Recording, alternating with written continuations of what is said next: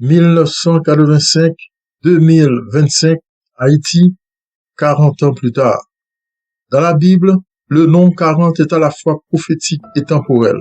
Prophétique en ce sens qu'il annonce non seulement un temps d'épreuve et de formation, mais aussi il marque la fin d'une période et le début d'une ère nouvelle de purification et de croissance qui transforme le désert aride de nos tourments en source de bénédiction.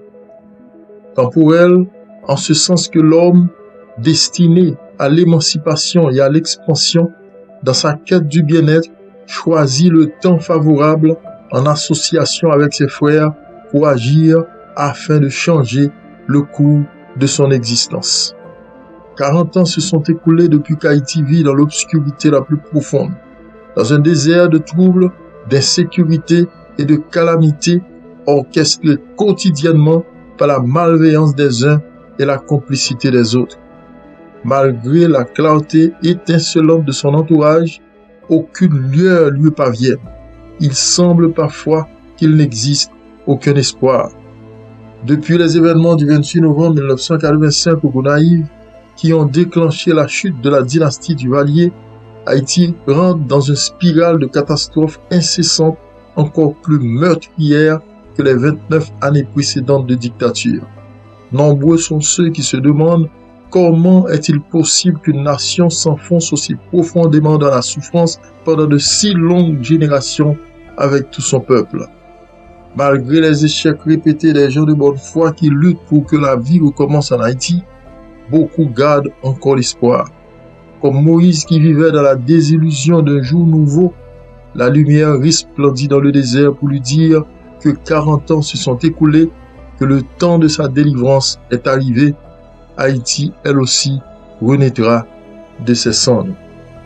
1985-2025, 40 ans plus tard. Dieu a créé les nombres pour être utiles aux hommes. L'une de leurs particularités est de nous aider à mieux organiser notre vie. Pour les astrologues, les nombres sont utiles pour calculer avec précision les trajectoires des astres, leur permettant de prédire les temps et les événements. Les mathématiques sont utiles pour nous aider à comprendre les phénomènes qui nous entourent et aussi pour structurer la pensée et en déduire des raisonnements. Pythagore insiste que tout nombre a sa racine divine, en ce sens qu'il peut servir de catalyseur pour produire l'énergie nécessaire pour libérer l'esprit de son enveloppe terrestre et permettre à l'homme de transcender l'univers matériel afin de réaliser de grandes choses.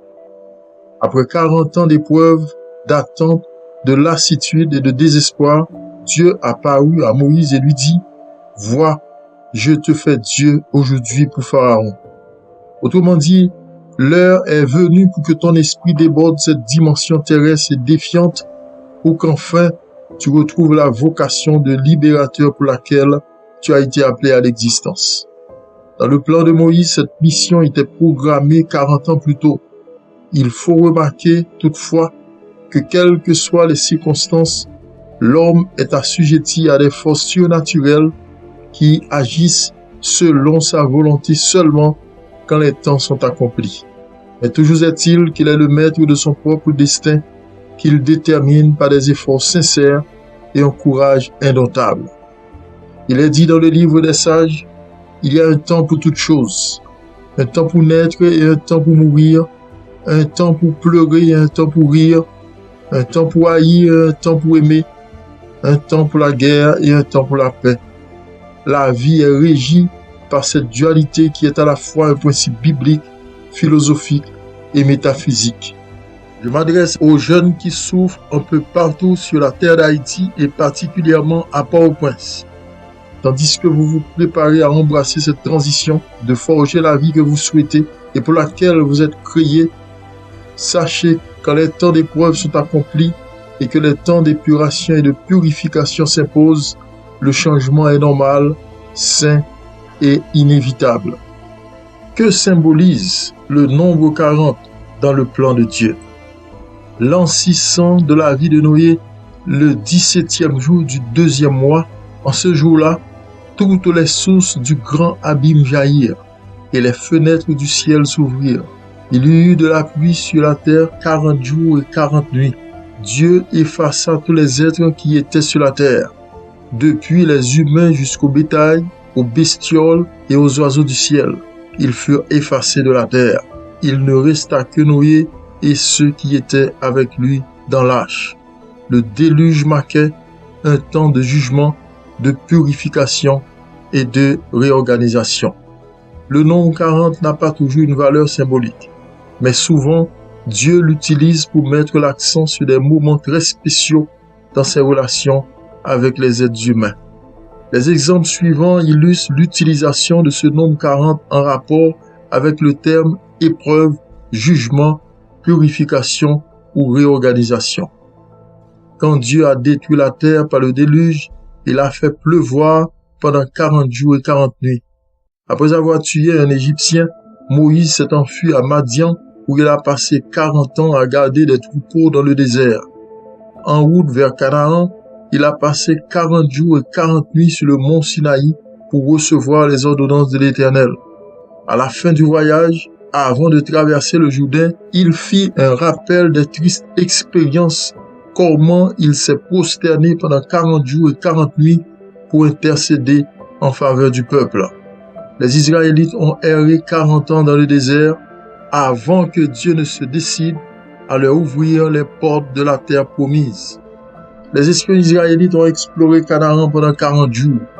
Israël a été asservi aux Philistins pendant 40 ans avant que Samson ne les délivre.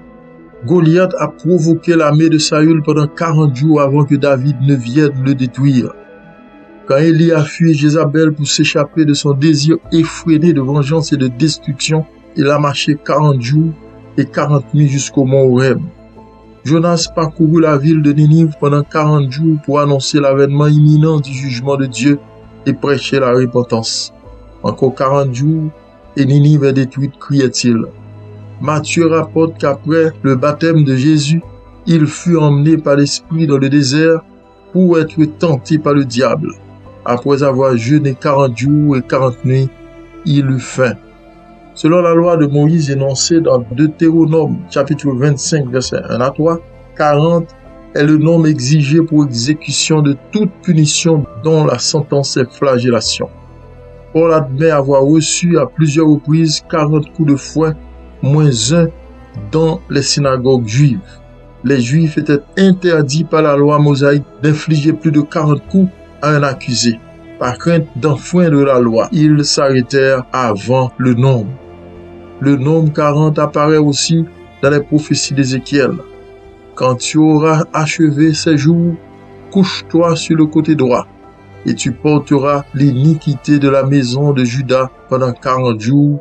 Je t'impose un jour pour chaque année, selon Ézéchiel chapitre 4, verset 6.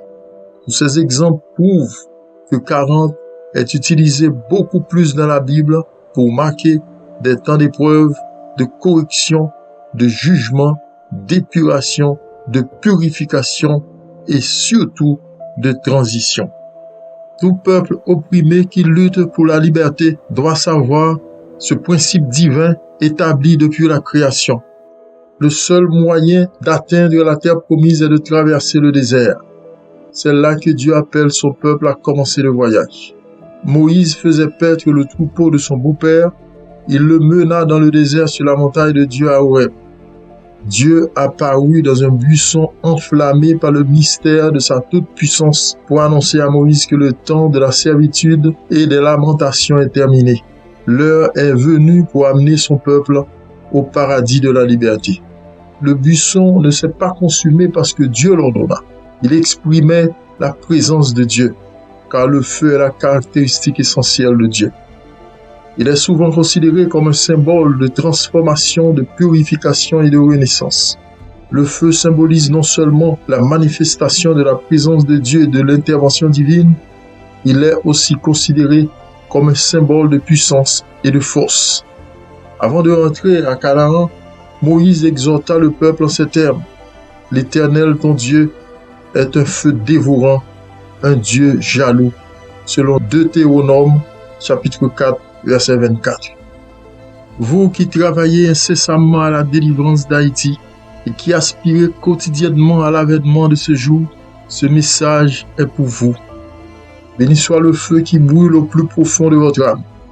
C'est la flamme de l'esprit humain qui s'est fait Dieu de l'amour, la fraternité et la justice. C'est le feu qui appelle à l'association, la compassion et qui annonce l'aube d'une vie nouvelle. C'est la lueur divine de chaque vie qui éclaire le chemin vers le paradis de la liberté.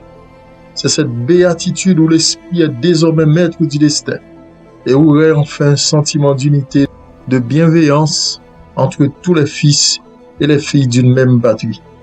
C'est cette symphonie harmonieuse qui retentit dans le ciel d'Haïti pour lui dire « Lève-toi, sois éclairé, car ta lumière arrive et la gloire de l'Éternel se lève sur toi.